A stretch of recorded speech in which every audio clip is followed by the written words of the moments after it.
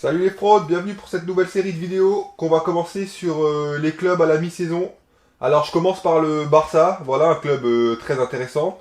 Donc le Barça bah, c'est une saison plutôt bonne mais sans plus pour l'instant. On va dire qu'ils sont quatrième. En championnat c'est pas trop ce qu'ils visent. Donc en vrai dire que c'est une bonne saison, en vrai c'est pas vrai. Ils sont en difficulté dans le jeu. La première question auquel j'ai pensé lorsque j'ai pensé à ce sujet, pardon, c'est de me dire, est-ce que Xavi, c'est l'homme de la situation? On sait qu'il a des brouilles avec une partie des joueurs, qu'il y a des incompréhensions dans les choix tactiques qu'il essaie de mettre en place, qu'il y a des choix d'hommes qui sont un peu douteux, donc on va voir tout ça ensemble. La première question auquel je voudrais répondre, c'est, est-ce que Xavi aujourd'hui et le Barça, ils ont des joueurs qui sont adaptés à leurs attentes? On sait que Gundogan, il était très fort à City, mais que le système de City, c'est un système qui est très différent. Un système où tout est bien huilé, que chacun a son petit rôle à jouer, sans forcément devoir dépasser de sa fonction, ou du moins, c'est pas qu'ils doivent pas dépasser de leur fonction, parce que s'ils le font, mais c'est juste qu'ils doivent le faire d'une façon très cadrée. Alors qu'au Barça, t'as l'impression que ça part dans tous les sens. Gundogan, aujourd'hui, il n'arrive pas à avoir son apport offensif. Défensivement, ça n'a jamais été celui qui défend le plus. Donc au final, on se retrouve avec un joueur qui était très bon dans un système, et ça fonctionne pas avec le Barça, parce que le Barça n'arrive pas à utiliser son plein potentiel. Donc la question c'est, est-ce que c'est de la faute de Gundogan, ou est-ce que c'est de la faute du Barça? Personnellement, je suis plus d'avis que c'est de la faute du Barça. Je crois que son profil, il collait pas, mais qu'ils ont essayé de le recruter, et que dans ces conditions, il faut le mettre dans le meilleur système possible pour lui, et c'est clairement pas le cas à l'heure actuelle. Après, Gundogan n'est pas le problème du Barça. On va évoquer d'autres joueurs, mais c'est vrai que ça fait partie de ces joueurs auxquels on attend plus et dont pour l'instant on est déçu. Ensuite, le deuxième joueur auquel je pense lorsque je pense à la question de l'adapter aux attentes, c'est Robert Lewandowski. Robert Lewandowski, son problème, c'est pas son niveau de jeu intrinsèque à lui, parce que lui, on sent qu'il est toujours bon, même si ça lui arrive d'avoir des coups de moins bien, etc. Mais tu sais qu'à la fin de la saison, les 20 buts, ils vont y être. Le problème de Lewandowski, c'est que le jeu du Barça lui correspond pas. Le recrutement de Lewandowski au Barça, pour moi, c'est une erreur. Parce que Lewandowski, il n'est pas capable d'apporter ce que le Barça attend de lui. C'est pas le type de neuf dont le Barça a besoin. Le Barça a besoin d'un neuf qui va créer des actions et pas juste les marquer. Lewandowski, c'est la machine à but. C'est au Bayern, tu lui donnes des centres, tu lui donnes un volume d'occasion, et avec ce volume d'occasion, ça va se transformer en but.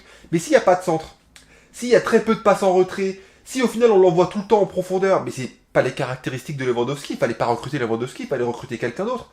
Au final, Lewandowski, entre guillemets, il fait avec ce qu'on lui donne, mais on sait très bien que si on lui donnait beaucoup plus, bah il ferait beaucoup plus. Donc aujourd'hui, Lewandowski au Barça, ça marche pas, et je pense que ça marchera pas, en tout cas, pas tant qu'il n'y a pas d'autres joueurs à côté qui sont capables de l'alimenter en centre.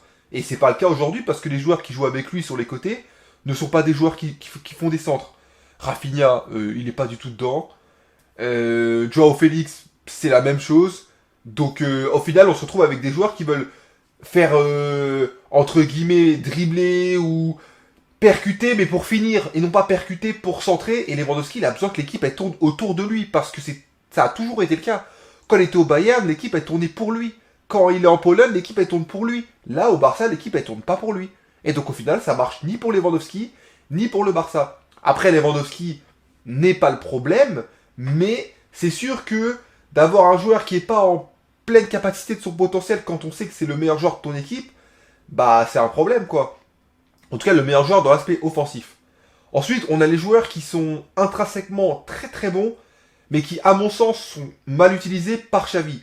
Pour moi, il y en a deux. Le premier, c'est De Jong. De Jong, il a un talent. Aujourd'hui, il devrait avoir les clés du camion, avoir les clés de l'entrejeu barcelonais. Il devrait être capable de diriger, que ce soit en pointe basse ou en 8. Ça devrait être lui qui devrait diriger le jeu parce qu'il est capable de tout faire. Il est capable de défendre, il est capable d'attaquer, il est agressif, il est bon dans les passes, il est capable de mettre des buts, il est capable de tout faire en fait. Sauf que De Jong aujourd'hui il est bridé, un coup il joue, après il joue pas, après on change de système toutes les 5 minutes, un coup t'es 6, un coup t'es 8, un coup t'es 10, un coup t'es... En fait ça crée pas de stabilité et au final il n'y a aucun joueur qui est stable parce que bah, tout le monde bouge tout le temps, Gundogan il bouge, De Jong il bouge, etc.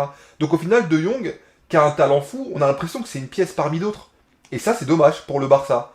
Ensuite le deuxième joueur, c'est Araujo. Araujo, pareil, défensivement impeccable, un monstre, physiquement, dans la vitesse et tout. Il a vraiment tout pour devenir un très grand joueur. Mais qu'est-ce qu'il est mal utilisé aujourd'hui. Aujourd'hui, Araujo, on lui dit, soit défenseur central, des fois, soit défenseur côté droit lorsqu'on affronte des grosses équipes. Typiquement le Real, lorsqu'il y a Vinicius, on met Araujo sur le côté, et ça marche. C'est vrai qu'Araujo arrive à contenir Vinicius, mais au final, Araujo, est-ce qu'on ne freine pas son développement en tant que défenseur central en l'obligeant à s'écarter une fois sur deux?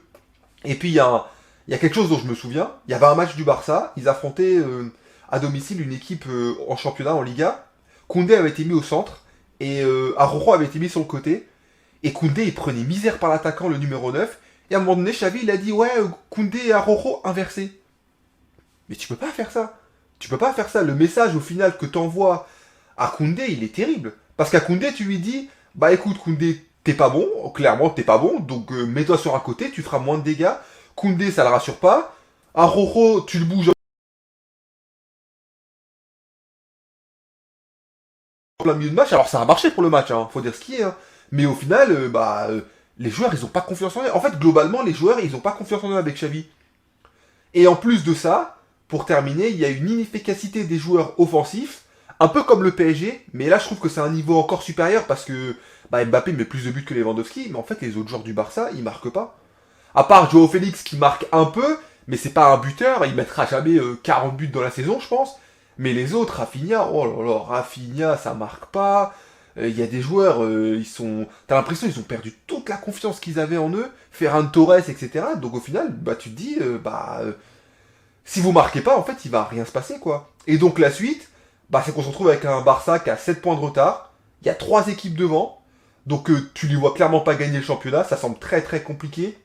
Et en plus, tu te dis, c'est pas les confrontations directes qui va faire la différence. Parce que déjà, là où on en est, ils ont battu l'Atlético Madrid, certes. Mais ils ont perdu contre Rijon. Ils ont perdu contre le Real. Donc ça veut dire que les confrontations directes, même là, on se dit pas, ils vont récupérer des points. Non, au contraire, on se dit, ils vont sûrement en perdre. Donc, ce Barça-là en championnat, ils sont très mal partis. Ensuite, il y a la Ligue des Champions, comme je l'ai affiché, ils vont affronter Naples. Voilà, c'est un match sur le papier qui est intéressant pour eux, parce que Naples est une équipe qui est prenable, on va pas se mentir. Maintenant, c'est loin d'être gagné. Naples est une belle équipe, ils sont arrivés deuxième, etc. Ils étaient déjà là l'année dernière, ils étaient en quart de finaliste de la Ligue des Champions, contrairement au Barça qui était pas là. Donc c'est un match qui est compliqué. Moi, personnellement, à l'instant T, parce que les choses peuvent évoluer, je pense que Barcelone va passer. Mais on sait jamais. Il faut que le Barça, je pense, améliore son effectif s'ils veulent espérer aller loin dans cette compétition. Et après, est-ce que le Barça doit se concentrer uniquement sur cette Ligue des Champions? Moi, j'aurais tendance à dire non parce qu'ils ont peu de chances de la gagner au vu de l'équipe. Après, il y a quelque chose à faire vu le tirage.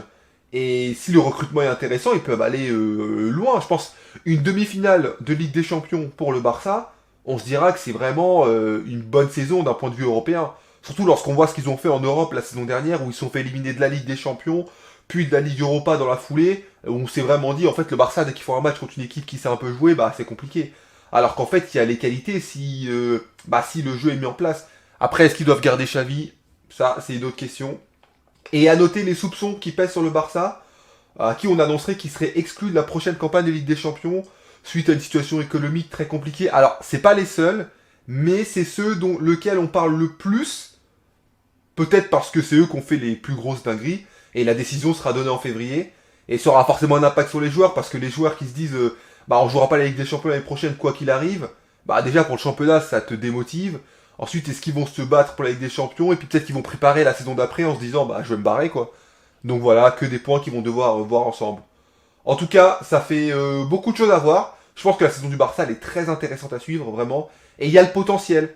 Mais avoir du potentiel, aujourd'hui, ça suffit pas. Surtout avec les équipes tactiques, la façon dont une équipe, elle est capable de t'étudier, de te rentrer dedans. Sur un match, il peut tout se passer. Et pour l'instant, le Barça, il négocie mal les virages les plus importants. Donc voilà, ce sera tout pour moi. Je vous dis à la prochaine. Et peace!